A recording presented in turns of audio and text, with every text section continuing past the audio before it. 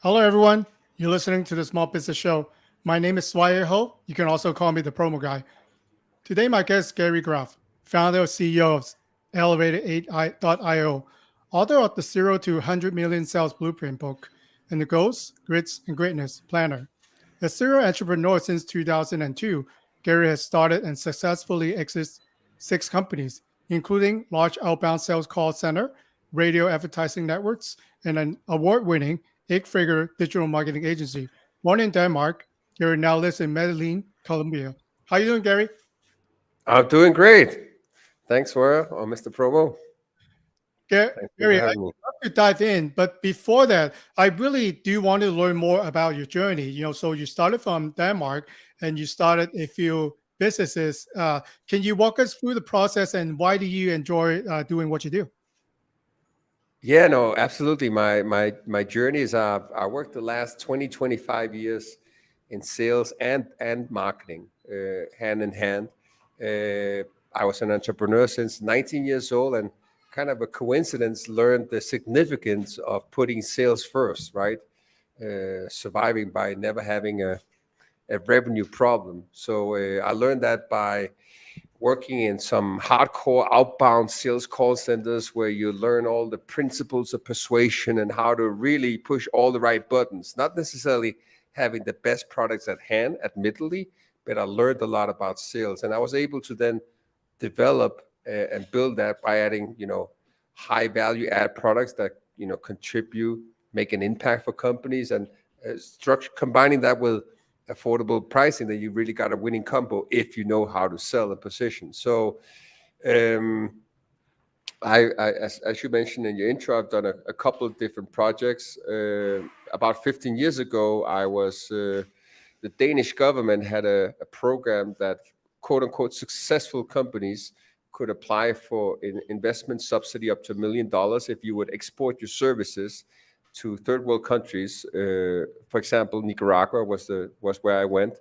As long as you had a business case that would create a job impact, help create innovation, and we certainly succeeded in doing all of the criteria, because we basically grew to 5,000 advertisers, 300 million under management, and employed 300 people at its peak, but employed thousands of people that then went on to work at, Silicon Valley and big companies subsequently. So very proud of that venture. Sold that agency back in 2020. And just tried to figure out what I wanted to be when I grew up next, right? I want to say, how can I use my all these blessings in terms of learnings? I've worked with thousands of companies, know what kind of works, look behind under the hood in terms of like what is required to really create a winning sales formula. And that's what gave birth to my newest project, which is Elevate.io, where we work a lot with addiction treatment center, mental health care, because for me, it's a vertical where that's in high demand. There's a lot of people suffering. So I wanted to make sure that whoever I'm helping will generating leads, getting patients at a profitable rate, that their solution, their service can help a lot of people in great need. For me, helping people out suffering mental health, that's a staggering problem. That was for me a priority, instead of not to necessarily just help, tech companies that are paying zero taxes, or personal injury lawyers, just to name a few examples of companies I've worked, big industries I worked with in the past. For me, it was very important to strategically choose some industries that I can indirectly make an impact.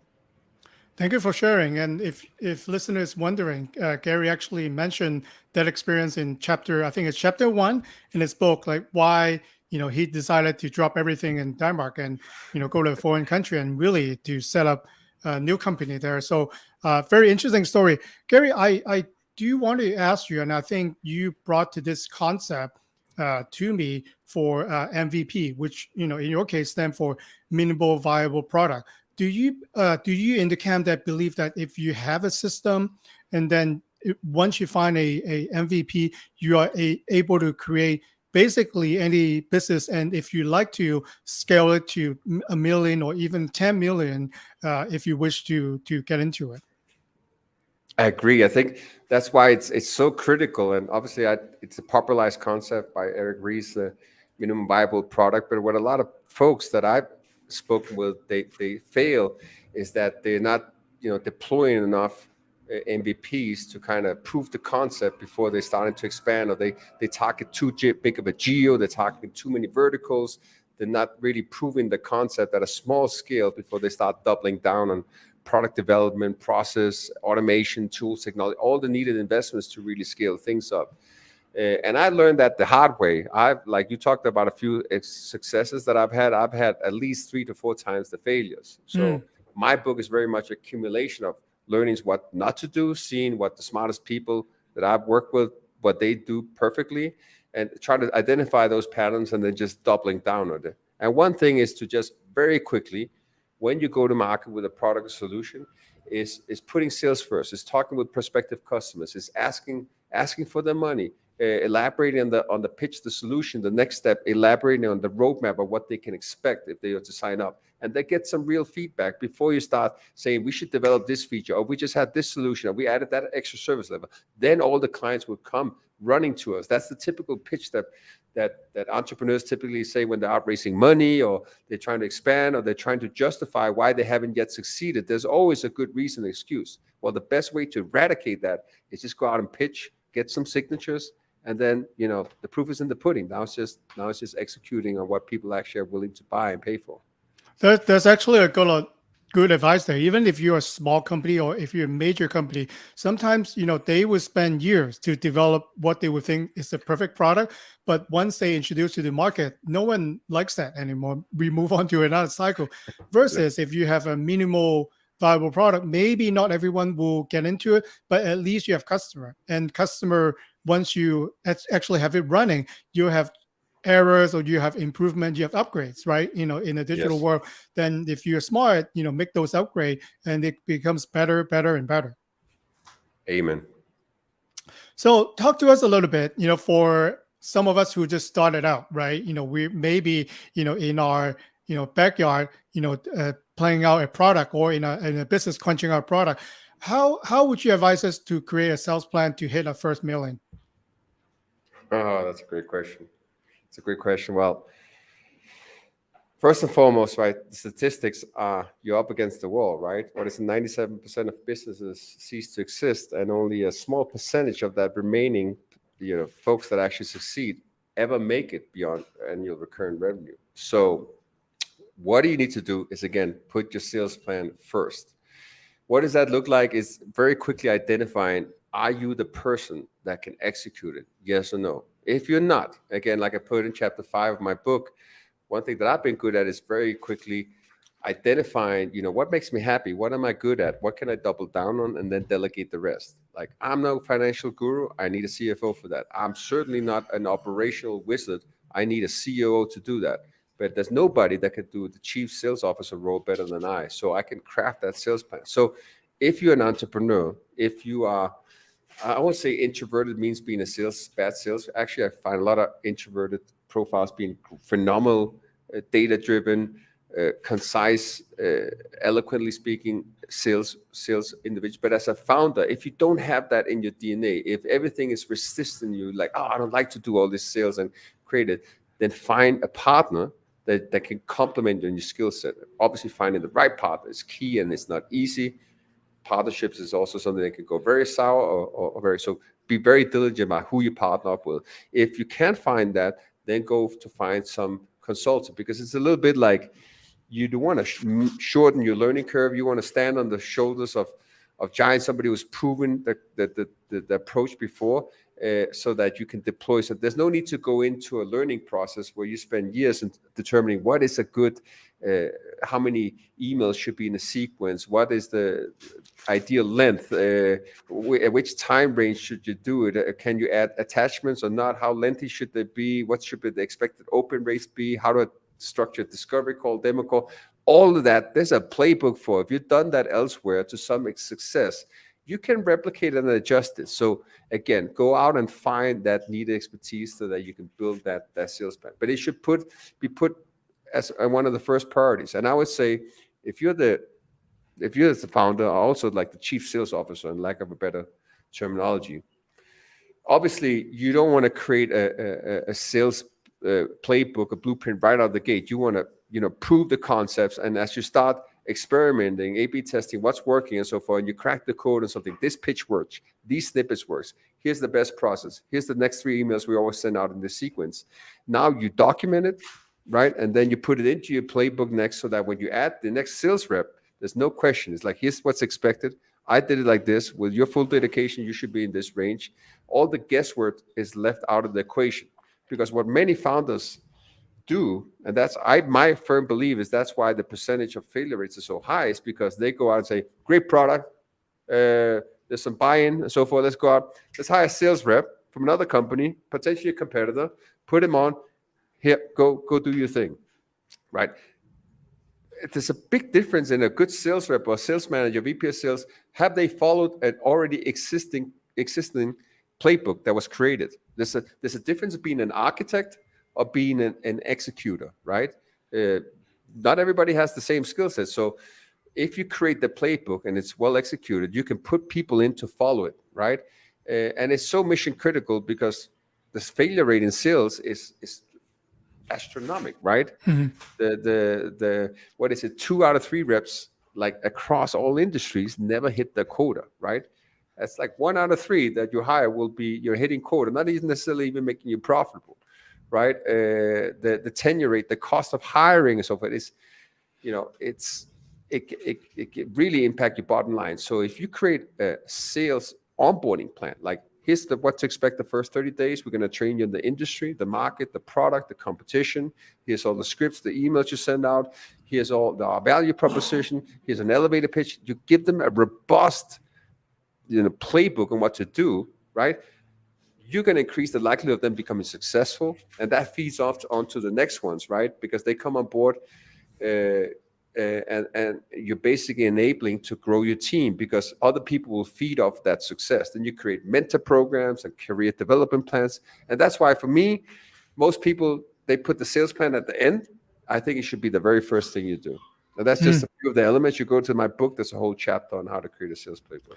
Yeah, that's a lot of good point there. And I think you're right, Gary. I think there are more than one guest now on the small businesses that tell me, do what you do best in your company, and list out things that you don't like to do, or you hate to do, or you're not good at, and find someone else, either a partner or you hire a company to do it. For example, think about how much time people spend on creating an accounting system or creating the accounting software. There are software that do that. Yes, they charge money. Yes, if you hire an accountant, they also charge you money. But then the money that you spend can save you hours, if not tens of hours, for a certain process. There are a lot of tools out there that to make the job a lot easier. You might have to pay a cost for it, but you have to think about the rewards that you'll be getting that free up so much of your time. Maybe you hire a virtual assistant who handles all the data entry work that you hate to do, that you have to do. So that could save you a lot of time to do what you do best, and really do like the system that you have in place. And I think it's the first I've heard since doing the show, you actually have to have a sales system in place. If you don't mind to tell me more a little bit, Gary. So what if we're developing a product, or maybe we develop a service? At what point do you think that we should go out and test the market? Is it completely ready, or do we have a concept that will be that we know that we have a customer for? Like, when would you suggest people to start approaching a potential prospect? It depends on, obviously, your domain expertise, right? If you're entering a new industry and new domain, it can be difficult to go out and pitch, because there's going to be a lot of unknown factors that you don't know. But if you're somewhat already experienced in that industry, maybe you've been working for another company, or running a similar product with your own company, then deploying it, I would say already a conceptualization. That's when you go out and pitch it. Because that's how you can adjust the whatever is the service level agreement or the features that include it. Like, a very good example I put in my book too was like when I ran my old agency, and we were direct sales. We were selling to small businesses, actually. We had thousands of small business clients. And at one point, we came to a position where we had to pivot and start selling channel sales. So we didn't sell to the direct advertiser. We would go to other marketing agencies and then sell them on a solution that they could resell to their advertisers, their small business. So we didn't have that product in place and so forth. So I basically, out of my corner office, start calling out. I had obviously outlined, you know, in terms of like what I envisioned the product or the solution to be.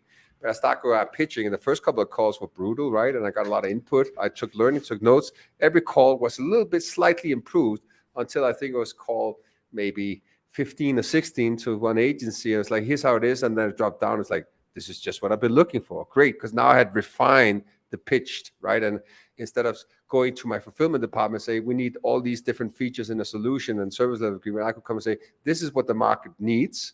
Matter of fact, I got a signed contract that I went down and delivered to the department. That didn't make me the most popular person in the company. But anyhow, I could come and say, there's revenue on the table here if we can do this. Now, can we do that?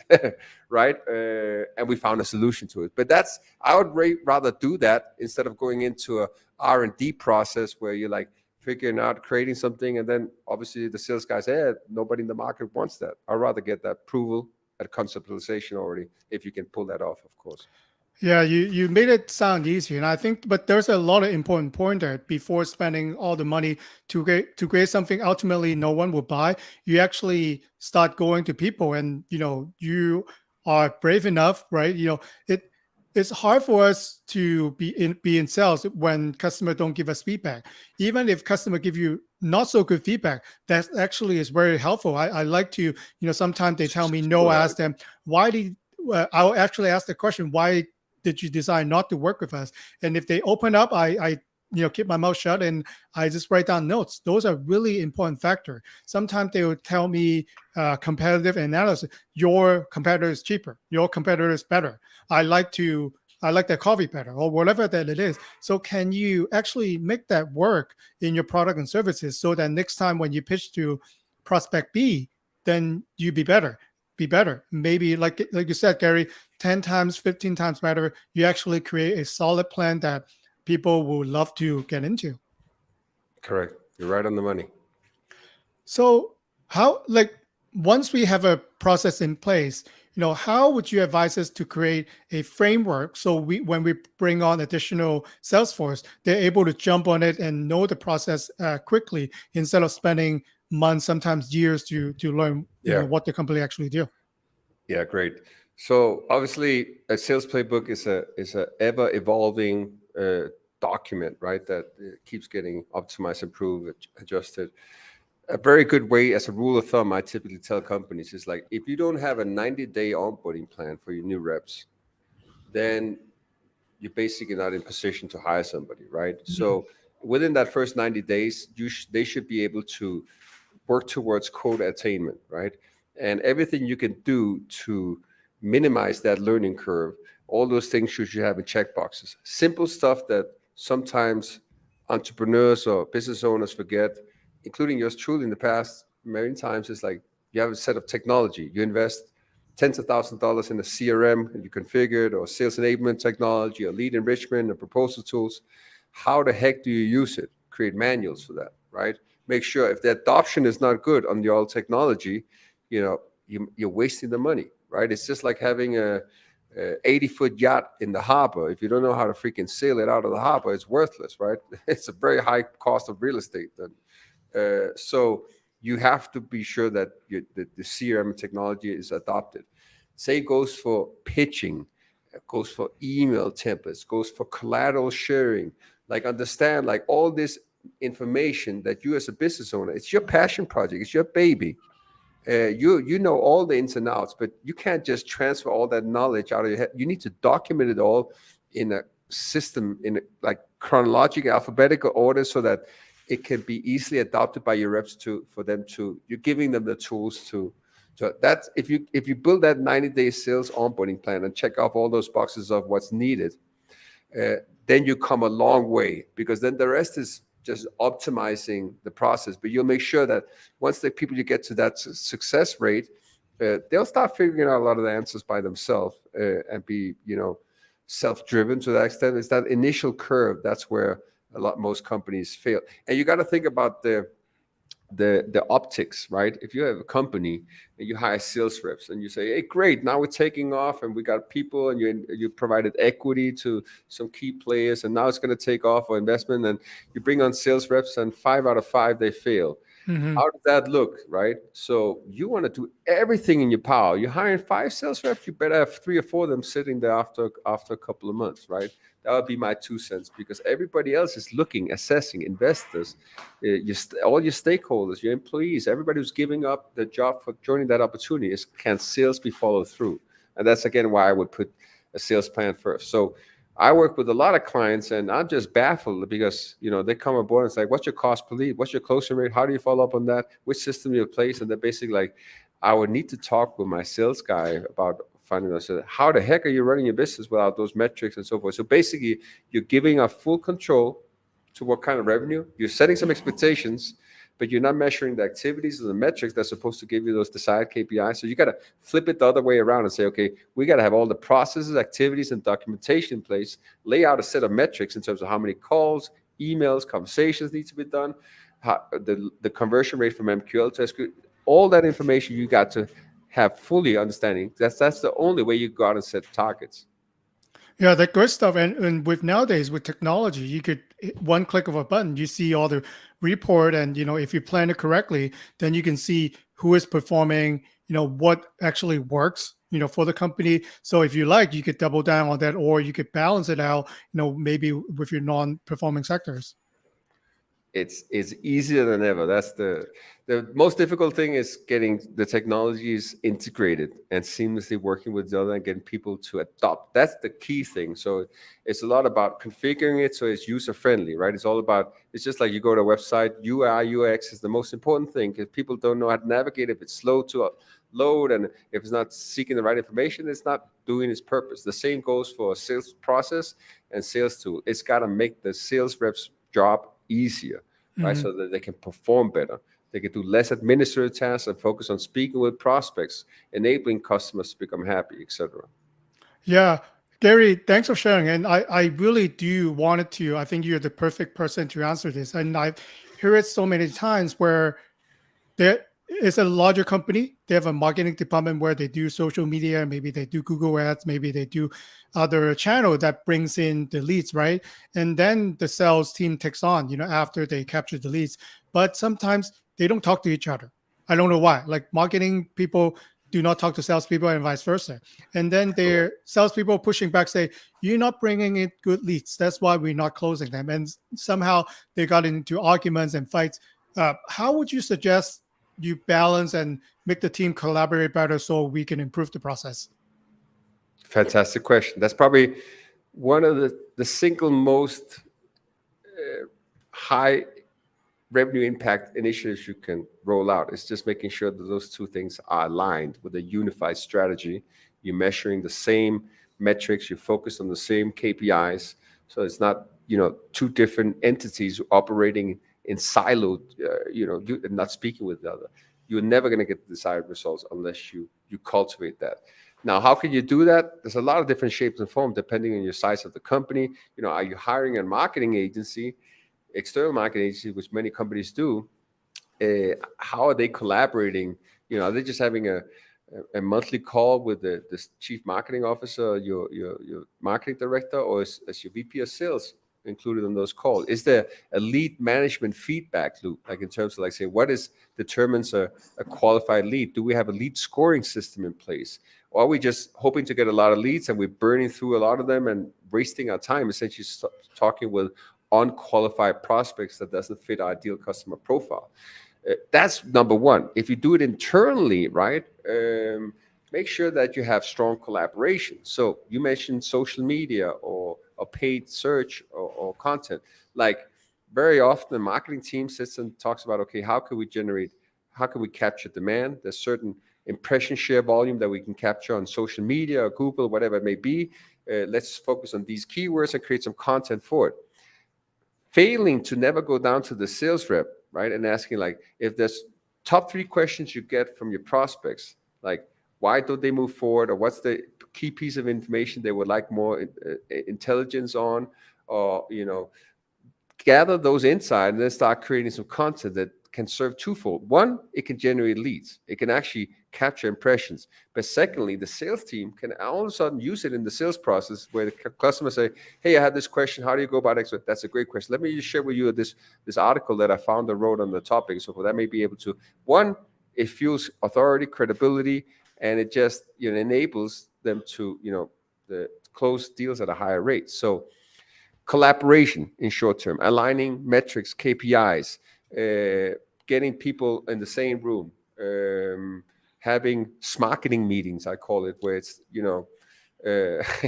right. It's unified metrics. It's not, hey, did we hit this sales quota? Did we hit this amount of leads? It's like, did we hit this revenue? And how can we help each other?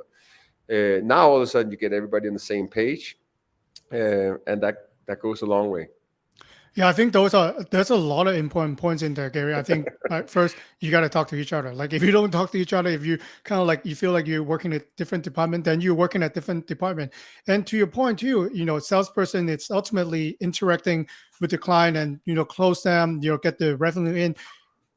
If you work in sales long enough, then you could probably feel it. There are things that the clients would say that that they're ready to order. And also, that when they say a certain things, that that you will not get the order from them. So if you give the feedback actually to the marketing team, so when they write the content, so they can actually, if they're smart, to jump up and cater to those who are ready to answer the question. Then when you go through the leads, I'm sure that you could probably help plan it, Gary, is these are the hot clients that are ready to buy. These people may be just in the market for looking, right? So you might build relationships. So you actually develop different piles of clients that these are ready to buy, these are in the market, and these third sectors, they're never going to buy. They just want to look around. Is that true? That's absolutely on point. And gathering that intelligence, then you can just answer. Sometimes I should point it out earlier. I would way rather have a prospect that says no and gives me the reason why, because at least I know what to work with, right? And I can adjust my pitch or I can rebuttal that. The worst things are the people you never speak to that detract you because you just didn't answer the questions before they even submit the form or the lead.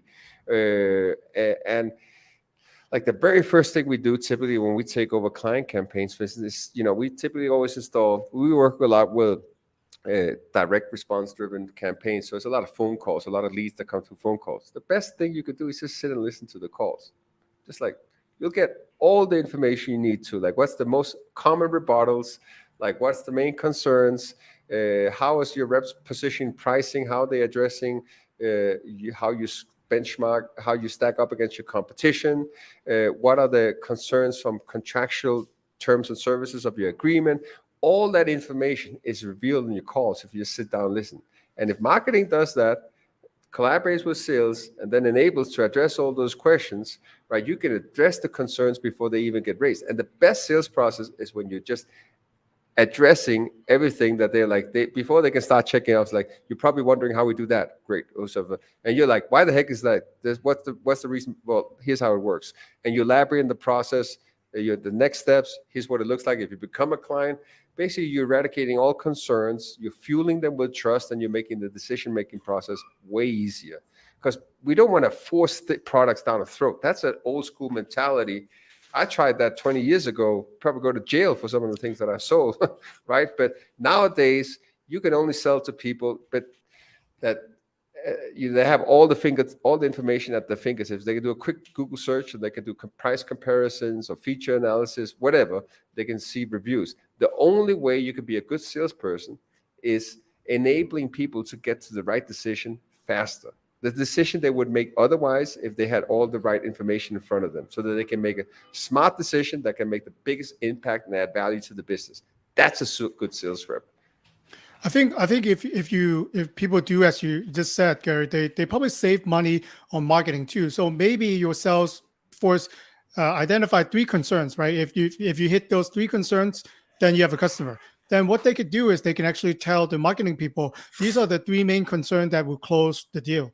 And all you have to focus on is answering questions with this concern. You don't need to focus on the rest of the people because they're not really our ideal client. So that in turn, you're doing it backwards. You could determine the channel that you need to be on, the type of ad or media that you need to be, appear on. So, and what is not relevant, you don't have to be on. So you actually save money doing that. 100%. And that's a very good point. A very good point indeed, to the degree, again, if you don't have a unified strategy and alignment between sales and marketing, typically your marketing department, if you hire a marketing agency, in 9 out of 10 scenarios, and I know this because I sold marketing services to marketing agencies, hundreds of them, very often, not everybody, but they will go out and say, okay, what's the targeted cost per lead? And what's the lead volume you're looking for? Like, let's turn on all the bells and whistles and buttons and try to get that rate. Instead of saying, okay, let's go back to sales and understand what are the qualifying criteria in more detail. What are the things that we can maybe detract people from even clicking on an ad, right? Why don't we waste money? Why, maybe we want to put in some copy in some words in the copy that could detract people from clicking on it and wasting a time on that, driving a cost. The cost per lead may look favorable, but the cost per acquisition, the cost per client, the cost per patient, whatever industry you're in, is impacted by that. So I would way rather make my budget more efficient by saying, okay, let's make sure to detract and attract the right people as good as possible from a marketing standpoint, so that sales are enabled with sales qualified leads at the highest rate possible. Save you a ton of money, also frustration, human resources, focus. We only have X amount of hours in a day and mental capacity to focus on so many things. So just making sure that marketing predominantly sends over qualified leads. That it's hard to quantify the impact, because it's not just about you improving and closing at a higher rate. It's the level of confidence that rep jumps into the next call. It's the excitement, right? It's the knowing that here's a prospect that has a need, they have a pain point, and you have a solution that can add value to them. That just puts you in a whole different state as a person, as a business owner, sales, walking into that conversation. I think you're talking about really laser focus and do you know who your clients are. I think talking to enough small business entrepreneur, the common mistake is we wanted to target everybody, but as you know, Gary, even the biggest, the most resourceful company, they don't target everyone. Like if you talk about luxury brand, they only showcase their product in certain industry. If they're a car manufacturer, they only showcase on a certain area. They know exactly where they need to go. Versus for a small business owner, we want to be everywhere. Yeah. Verticalization, niche is one of the best marketing sales strategies you can do, because you can own a domain, you can easily scale it, you have more insights in the industry, you can deploy it way more efficiently across the board. And again, it's hard to be a jack of all trades, but you can be a master of one or two subjects. And that's what people essentially want. They don't care about all your success, what you've done. Is like, how have you helped anybody like me, my situation, my pain point? Tell me something that I can resonate with. So very, very powerful to hone in on. And that's not just a vertical, it's also the size of companies you're targeting. If it's B2B, or if it's a consumer, certain geos or zip codes, household income levels. Really drill down on detail of what your ideal customer profile is, and then just don't look to expand before you're penetrated at a satisfactory level, right? I think, yeah, that's key to success. Like if all your ideal clients are at the golf course, for example, you go to the golf course. If all your ideal clients at the soccer field, you go to the soccer field, go wherever they are. And then if you know that none of your ideal clients are there, you don't have to spend really effort there until, like Gary said, maybe you own that space. Then you're looking to explore, grow your business. Then you start looking at other sectors. So, focus, I think is one of the key to success. Well said. So Gary, I know that we're getting to individual question that people will love to ask you about, if in the business. If listener wanted to get in touch with you, what would be the best way to reach out? Yeah, you can go to my company website is elevate.io. You can also go to my personal website, garygarth.com, Instagram, LinkedIn, YouTube profile, whatever you feel. I check all my messages myself and happy to reply. And if anybody wants to apply some of these concepts, but maybe in doubt of how to execute them, or how to find the right resource, or how to craft that winning sales plan, anything of these topics that we have covered today, I would say go to elevate.io, go to the resources tab. I see you have it in the footnotes. You can pick up a copy of my book. I will give it away for the first 50 listeners of the show. Just go to my website, type in the coupon code, all small letters, small business show. That's small business show, and you'll get the book discounted from $30 to $0 for the first 50 listeners. I hope to get everybody's feedback. I hope to get some testimonials of the apply 1-2 concept, whatever it is that worked for you. I'll be more than very happy to hear that. Thank you so much for your generous gift, Gary. And I'll also put the link in the show notes. Thank you so much for coming on today. I learned a lot from you. Thank you so much for having me. This was fun.